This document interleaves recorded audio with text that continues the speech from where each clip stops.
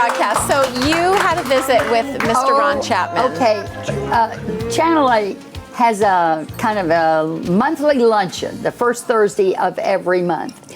And a lot of the production people, engineers, sound guys, a lot of management people, a lot of Troy and Tracy drop in. I go, I love to go. And they have it in the back of El Phoenix, and there's a big room back there. And you never know who's going to show up. Well, I have just been missing hearing about Ron Chapman and missing him and praying for him and everything.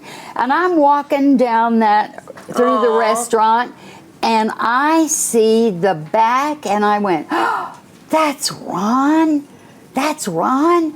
And I ran back there, and everybody, oh, God, that is so great. And share with everybody what he went through. Put that picture back up.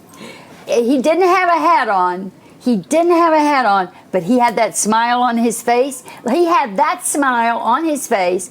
He wasn't, you couldn't see any paralysis. He was talking because he suffered a very major stroke. A stroke, and he was paralyzed. And his speech is much better? Oh, his speech is perfect, and so it's so cute. Just so I was 100% certain it was Ron Chapman. Somebody said, Ron, can I get a picture of you? And he went, no photos. No photos. And I knew once again he's in control. Was he saying it jokingly, no, or was he like really no photos? He wants to be 100%. He drove himself to El Phoenix. Oh, wow. Yes. I love that. Sounds pretty close to 100%. And for those of you who aren't from the area or aren't familiar with Ron Chapman, he's been loved here forever and spent a long time on the radio. He was the maestro of the airways for almost 60 years in Dallas.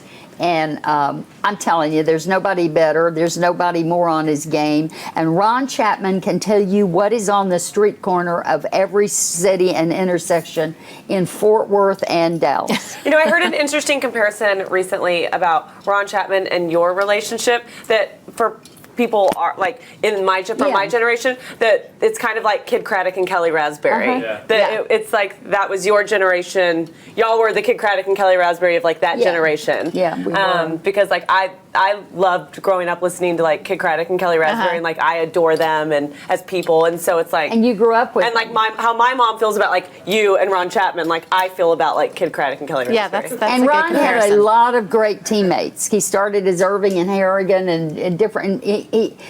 I'll tell you what.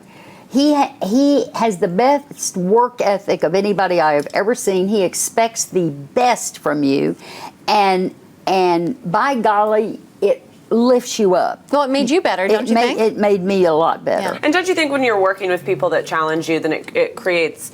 They always say, like, work with people that are smarter than you and that are more intelligent than you and more creative than you, because then it elevates your level of performance and work ethic. And surround yourself with people that are smarter than you. Yeah, and that's always true. But I'll tell you, it was a joy. It was a miracle.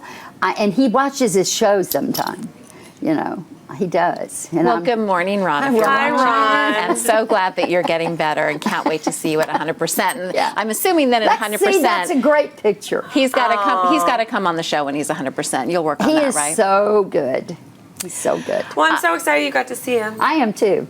Yeah. We were all just, it was just so fun. My enchiladas were soggy. It was just.